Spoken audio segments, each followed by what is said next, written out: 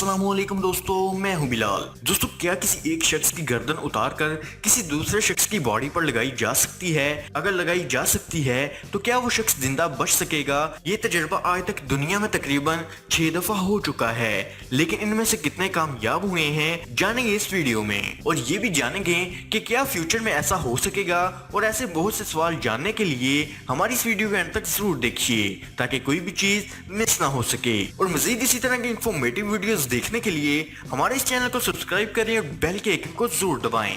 तो चलिए वीडियो शुरू करते हैं। दोस्तों, एक आदमी के साथ खतरनाक एक्सीडेंट हो जाता है। एक्सीडेंट की वजह से इस आदमी की गर्दन के नीचे का पूरा जिस्म काम करना बंद कर देता है, लेकिन इस आदमी की गर्दन का ऊपर वाला हिस्सा यानी कि इसका दिमाग अभी भी अच्छे तरीके से काम कर रहा है। अब आप एक सवाल का जवाब दीजिए, क्या इस आदमी का दिमाग ट्रांसप्लांट करके किसी और जिस्म पर जोड़ा जा सकता है? ये एक ऐसा सवाल है जिसने लंबे अरसे से दुनिया भर के तमाम डॉक्टर्स को परेशान कर रखा है। इनका मानना है कि जब किसी आदमी का लिवर ट्रांसप्लांट हो सकता है, हार्ट ट्रांसप्लांट हो सकता है, स्किन ट्रांसप्लांट हो सकती है, हेयर ट्रांसप्लांट हो सकते हैं, तो फिर किसी का दिमाग क्यों नहीं जिस्म के हिस्सों की तरह किसी इंसान के दिमाग को ट्रांसप्लांट करके किसी और के जिस्म में क्यों नहीं जोड़ा जा सकता? इसी बात को सोचते हुए साल 1900 के दौरान एक ब्रिटिश डॉक्टर ने एक अलग नस्ल के कुत्ते की खोपड़ी को इसके जिस्म से अलग करके दूसरी नस्ल के कुत्ते के साथ जोड़ दिया। डॉक्टर्स को इस बात का पूरा यकीन था कि जैसे ही सर्जरी पूरी होगी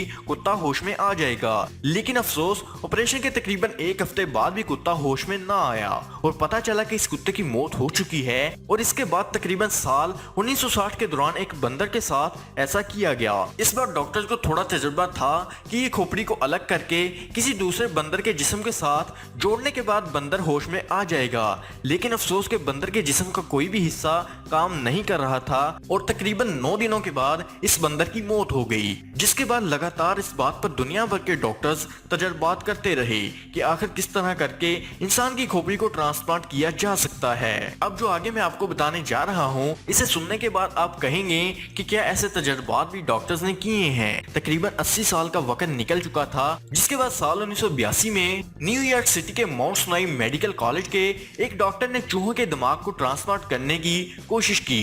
डॉक्टर ने कई घंटे मेहनत करने के बाद इस ऑपरेशन को कामयाब कर दिया और इसका पूरा जिस्म सही तरीके से काम कर रहा था। जिसके बाद 6वां 1998 में परेड्स मेडिकल सेंटर सर्जन की टीम ने वर्ल्ड का सबसे बड़ा ट्रांसप्लांट किया, जिसमें उन्होंने दिमाग के एक सेल को ट्रांसप्लांट किया था। यानी कि डॉक्टर्स ज्यादा बड़ा रिस्क लेना नहीं चाहते थे, इसलिए पूरे दिमाग को ट्रांसप्लांट करने की बजाय दिमाग के एक छोटे से हिस्से को ट्रांसप्लांट किया। ट्रांसप्लांट तो ठीक ठाक हो गया, लेकिन अफसोस के सर्जरी के दौरान किसी गलती की वजह से एक 62 साल औरत के दोनों पांव पैरालाइज हो गए। ये वाकया 2013 का है, जब एक न्यूरो सर्जन के प्रोफेसर से कई लोगों ने बात पूछी थी कि जिस तरह एक जिस्म से लिवर निकालकर ट्रांसप्लांट किया जाता है, क्या इसी तरह एक खोपड़ी को निकालकर दूसरी खोपड़ी में नहीं डाल सकते? तो इस सवाल के जवाब में सर्जन ने कहा, इस तरह के ऑपरेशन फ्यूचर में जरूर होंगे, लेकिन अभी हमारे पास ऐसी टेक्नोलॉजी और साइंस डेवलप नहीं हुई है कि ऐसे ऑपरेशन कर सकें। जिस्म के हिस्से स्पाइनल कोड में नर्व फाइबर को जोड़ना बहुत मुश्किल है। नर्व फाइबर से मेरा मतलब है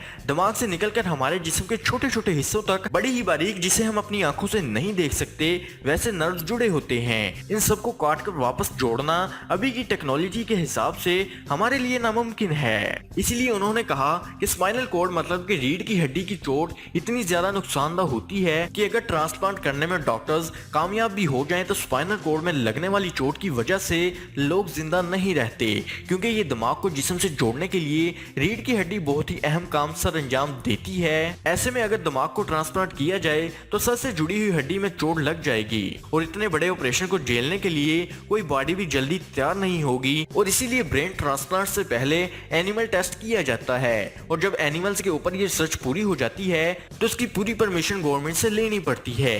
ये प्रोसेस काफी लंबा होता है। आज भी इस प्रोसेस को करना मेडिकल साइंस के लिए एक बहुत बड़ा चैलेंज है। और इतना ही नहीं, किसी भी ब्रेन को ट्रांसप्लांट कराने के लिए बहुत सारे पैसों की जरूरत होती है। है तकरीबन 13 मिलियन डॉलर्स, और अगर हम पाकिस्तानी रुपए में बात करें तो तकरीबन 2 करोड़ बनते हैं। और इसमें तकरीबन 150 ऑपरेशन होते हैं। इन सभी ऑपरेशन में तकरीबन 36 घंटे का वक्त लगता है। इनमें सबसे इम्पोर्टेंट काम मरीज के दिमाग को फ्रीज करना होता है, जिसमें दिमाग के पूरे हिस्से को रोक दिया जाता है और फिर दिमाग को मरने से बचा लिया जाता है। गर्दन और नसों को जोड़ने वाली ट्यूब्स को गर्दन में फिट कर दिया जाता है और फिर स्पाइनल कॉर्ड को काटा जाता है।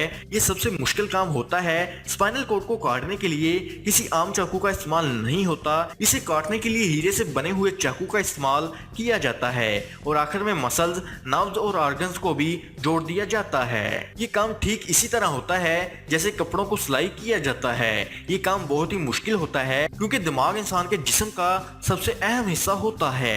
ब्रेन ट्रांसप्लांट करना आज भी साइंस के लिए एक बहुत बड़ा चैलेंज है, क्योंकि इस वक्त पूरी दुनिया में अब तक एक भी केस ऐसा नहीं हुआ जिसमें किसी एक इंसान की खोपड़ी को इसके जिस्म से अलग करके किसी दूसरे जिस्म के साथ फिट किया गया हो। इस वक्त दुनिया में कई ऐसे डॉक्टर्स मौजूद हैं जो ब्रेन ट्रांसप्लांट के ऊपर तजर्बात कर रहे हैं। इनका कहना है कि अगर ये तजर्बा करने का मौका मिले तो वो ऐसा कर सकते हैं, लेकिन ये काम इतना रिस्क से भरा हुआ होता है कि किसी की भी जान जा सकती है। इसलिए किसी भी मुल्क की गवर्नमेंट इसके तजर्बे की इजाजत नहीं देती। अमेरिका के एक डॉक्टर का कहना है कि इसको इस तरह के ट्रांसप्लांट की इजाजत अमेरिका में नहीं मिल रही, इसलिए वो चीन में जाकर इस तरह के ट्रांसप्लांट का तजर्बा करेगा। इसलिए इन्हें कुछ ऐसे लोगों की जरूरत है जो अपने जिस्म के हिस्सों को सही करने के ख्वाहिशमंद हों।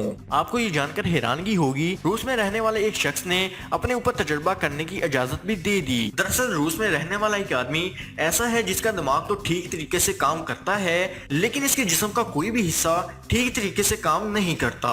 इसके जिस्म के सारे हिस्से तकरीबन बेकार हैं, लेकिन इस ट्रांसप्लांट के पीछे बहुत ही पैसे खर्च होने वाले थे, जो पैसे इस वक्त अरेंज नहीं हो सके थे।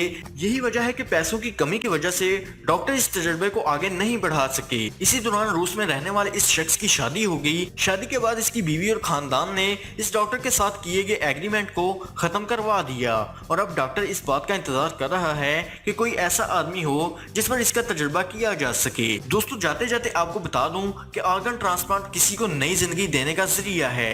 अगर किसी इंसान के जिस्म का कोई हिस्सा खराब हो जाता है तो इसके इस हिस्से को ट्रांसप्लांट करके इसकी जिंदगी को बचाया जा सकता है। लेकिन आपको ये जानकर हैरानगी होगी कि ऐसा काम बहुत ही कम लोग करते हैं। लोग अपने प्यारों के जिस्म के हिस्सों को खराब नहीं करना चाहते। दोस्तों, अक्सर हमारे कुछ लोगों की तबीयत इस तरह की होती है जिनमें इनका दिमाग जिस्म से पहले मर जाता है। ऐसे इंसान के जिस्म के हिस्से जैसे किडनी, हार्ट और लीवर जैसे हिस्से किसी दूसरे इंसान को नई जिंदगी दे सकते हैं।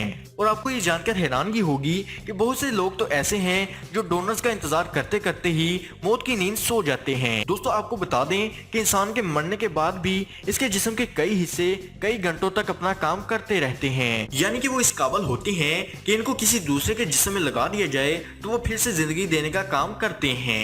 मरने वाले के जिस्म में सबसे कम वक्त तक आंखें और सबसे ज्यादा वक्त तक किडनी इस लायक रहती है कि इन्हें किसी और के जिस्म में ट्रांसप्लांट किया जा सके। लेकिन इस बात को जानते हुए भी 99% से ज्यादा लोग जो जिस्म के हिस्सों पर ध्यान नहीं देते। तो दोस्तों, उम्मीद है कि आज की वीडियो आपको पसंद आई होगी और पसंद आने की सूरत में लाइक और शेयर का बटन जरूर दबा दें। Thanks for watching. अगली वीडियो में फिर मुलाकात होगी, तब तक के लिए खुदा हाफिज।